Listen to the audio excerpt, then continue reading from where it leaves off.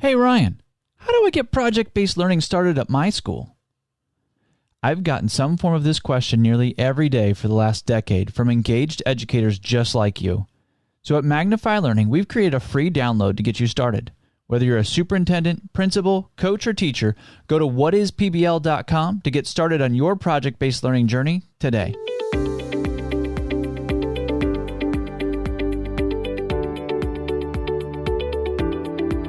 Are you ready to bring project-based learning to your school? The PBL Simplified podcast will help equip you for your PBL journey with weekly need-to-knows, engaging interviews, PBL showcases from facilitators in the classroom, and PBL leadership episodes to move you towards a successful implementation of PBL. Because every learner deserves to be a part of an inspiring story, and we see daily that project-based learning helps make this happen. If you want me to answer your PBL need-to-know on the podcast, visit whatispbl.com and click on Ask Ryan to submit your question. Welcome, I'm Ryan Stoyer, speaker, leader, author, and your host for the PBL Simplified podcast. The PBL Simplified book is in the hands of the publisher. Take a look at the cover in the show notes. I am getting fired up about this book. It is coming to life. It'll be out and in your hands in bookstores January 2023. The foreword is written by New York Times bestselling author Dan Miller, an expert on all things in the workplace. And Dan does a great job of teeing the book up. Dan's a good friend and mentor, and he really sees people in the workplace and what the skills are that they need in this new changing environment, right? And there's so much change. So how does that affect us in education? And if you're looking for the answer here at the PBL Simplified podcast, you're looking at a project-based learning, you understand that we do need to change education. Our classrooms need to look different. Our thinking processes need to look different for our learners. We need to become empowered learners, not have these passive learners that sit back and take in information. And Dan does a great job of teeing that up in the foreword. So take a look at the show notes. Go see the cover of the book. I'd love to hear your thoughts on it. It's coming to life, and I'm really fired up about it. Our opening need to know is going to be around engaging our learners inside the classroom. But our main topic continues to be around how do we get our learners presenting to different audiences so that they're confident in their next steps and they see these new opportunities. They're not afraid to speak in front of a room of adults of 30 or 300. And we've been going through this theme all month, so you might want to step back to episode 79 and start there, or jump through this episode and see where we end up. If you want to hear the learner side, the last episode was that one. If this is your first one, go back to episode 80 as well, because you get to hear directly from learners who are in a PBL environment that are presenting to multiple audiences. But before we jump into the main topic, our opening need to know is how do I help my teachers create engaging classrooms for our learners?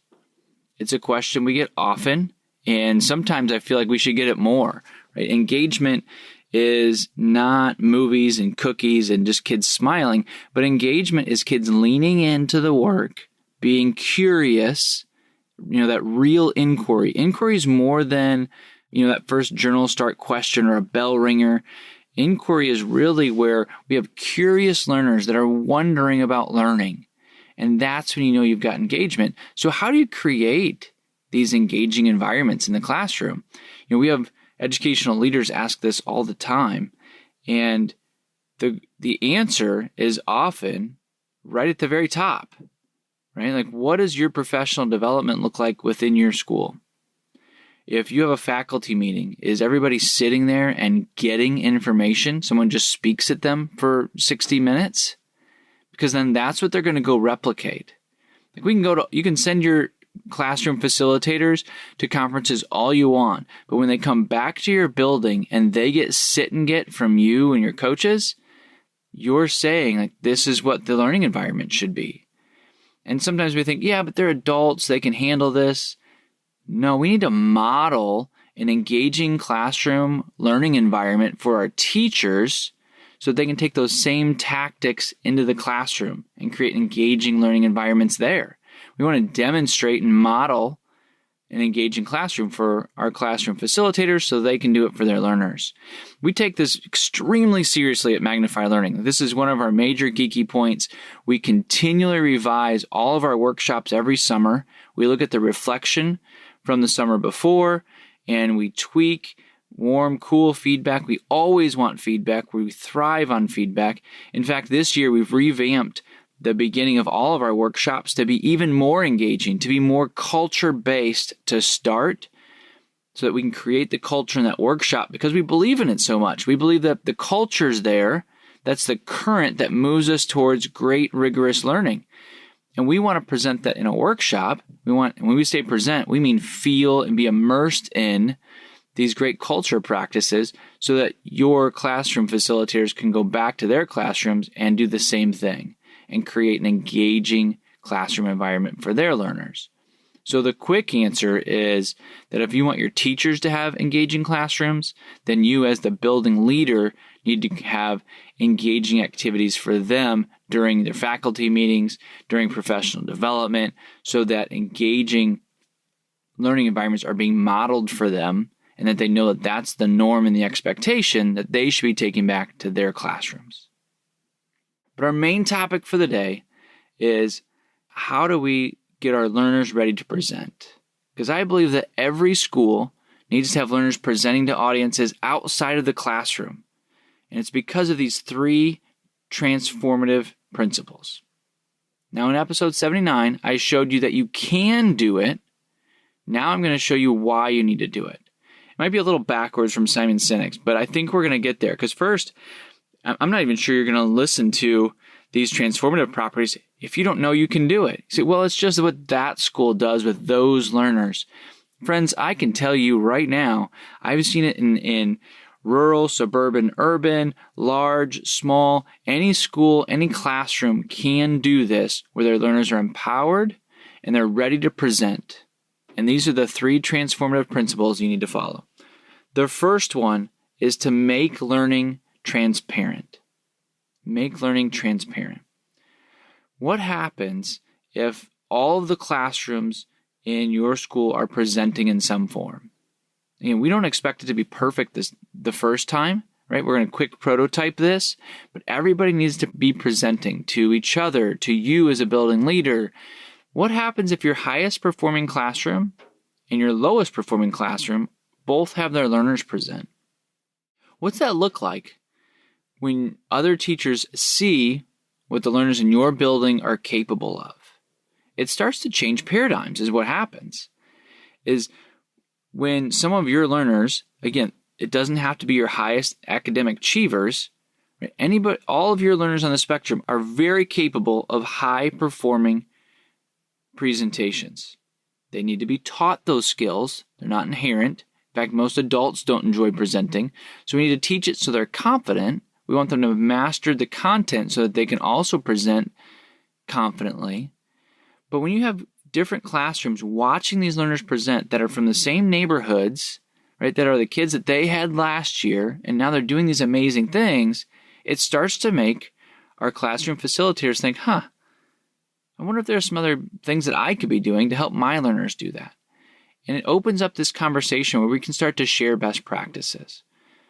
We share the best practice of, I did a workshop on presentation skills, and it really, really helped all my learners.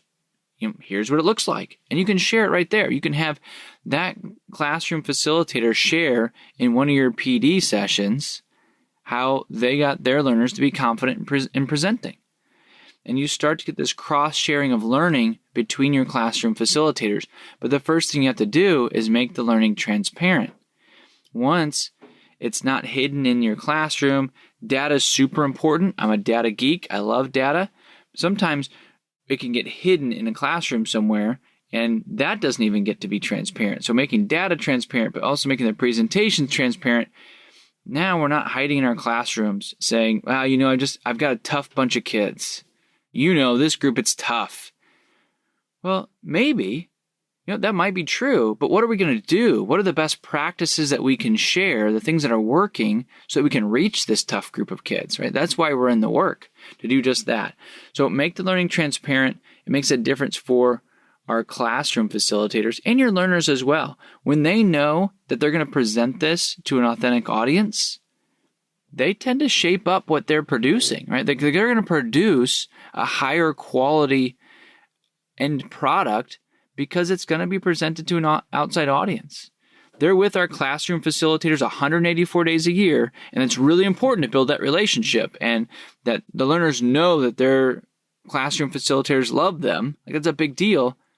But sometimes it allows them to turn in garbage, right? Because they know that at the end of the day, like, I still love you. You're right. I do still love you, even though you turn in garbage this time. But when you make the learning transparent, a lot of those things go away. Because now I'm going to make sure that I lift up my performance so that it can be transparent and I'm proud of what I present to everyone. So the first transformative principle is to make the learning transparent. The second transformative principle is that when you bring in presentations, horizons are lifted. The second transformative principle is that horizons are lifted. Your learners begin to see new opportunities when they're presenting to outside community partners. Once they start to see these new opportunities, they can see themselves in the roles of the audience. They see me in the audience and they say, oh, well, Ryan's just a regular person. Like, he wrote a book, but he's a regular person. I could probably write a book.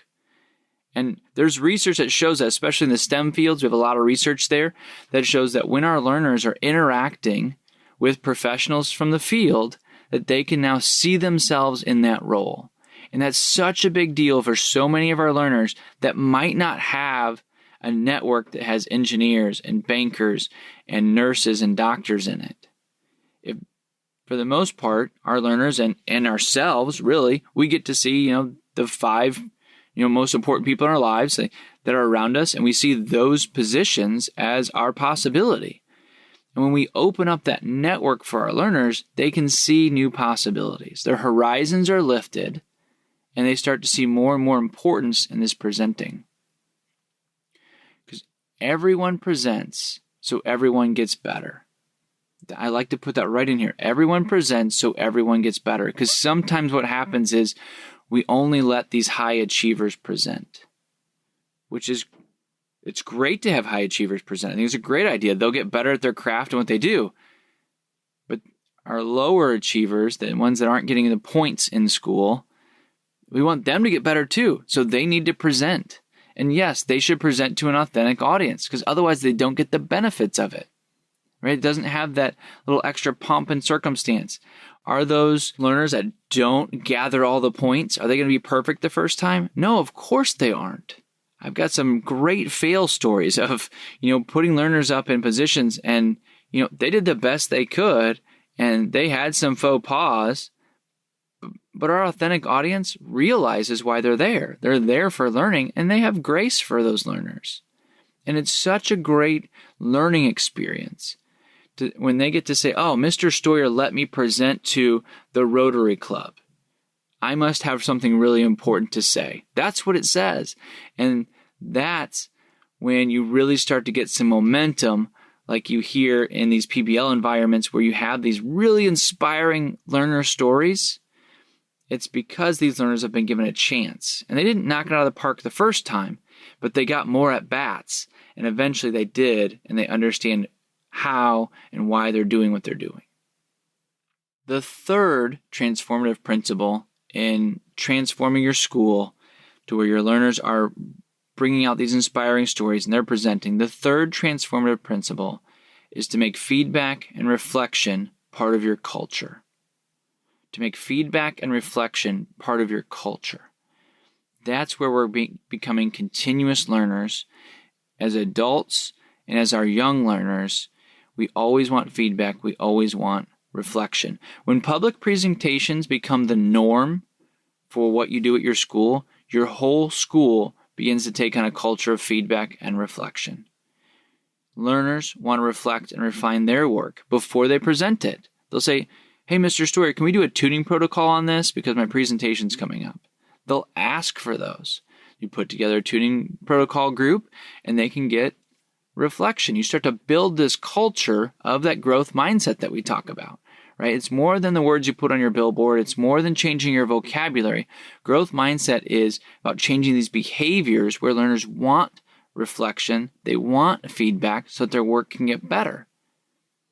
And as we talked about in the opening need to know, your teachers need to exemplify that first, which of course means that you, are, as the building leader, are going to need to exemplify that first. So what's that look like? It looks like, as a school principal, you can be vulnerable to say, hey, I've got some new ideas coming up. Can I get some feedback? Now, it doesn't mean that you run everything through a teacher group and you slow down your whole visionary process. But it means somewhere in your day, somewhere in your month, you take time out and you ask for feedback and reflection from your staff. Whatever that piece is, you need to open that up, because that vulnerability, but also showing that this is important to you means it's important to your teachers, and they'll take it down to their learners, because the teachers want to produce their best work. Right? We know that we've got teachers that are ones on the Enneagram. They want perfection, or they're perfectionists. So we need to be able to show that it's okay to share a product that's not perfect so that we can make it better. Because we'd rather have better than perfect, because we never get to perfect. That leads to procrastination. So we as leaders need to show our teachers that yes, we're going to reflect, we're going to ask feedback, we're going to be vulnerable, we're going to present products that aren't perfect. Because that's what growth mindset is. If we always wait till it's perfect, we're not really getting feedback and reflection in a true, authentic way. So when we do it as leaders, then those that follow us, your classroom facilitators, can jump into and create a culture of feedback and reflection. And then your learners will be steeped in it. It'll just be part of what they do. They'll use the wording feedback and reflection, but they won't even know that there are classrooms out there that don't use that. They'll be like, that would be crazy. Why wouldn't you ask for feedback and reflection? Like, how would you produce your best work? Isn't that awesome? Wouldn't you love to have that culture where your learners are like, well, I need to share this with somebody? Or your teachers say, hey, before I present this unit to my learners in a couple months, can I get some feedback on it?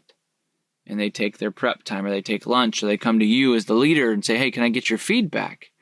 And then it starts to become part of your culture. And that's when it's really powerful.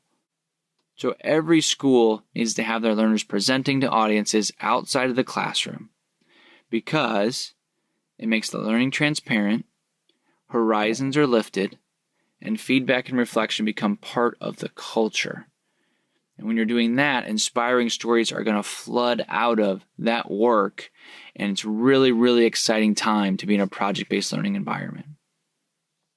Next week, we're going to have a guest on. We're going to have Robin Jackson on the podcast next week. She's going to speak to this idea of student expectations. And she does a really nice job of speaking to student expectations and how it can affect the way we plan and how we execute our vision as leaders in a school building. What happens if we plan and execute like we're actually going to reach 100% of our learners? Would that change some of your initiatives? Man, she brings a really neat perspective to this, along with some great student stories. She's passionate about the work. Make sure that you tune in next week. And this is all part of this process as you're working through these podcasts, working through this thinking, that we want to engage our learners, tackle boredom, and transform our classrooms.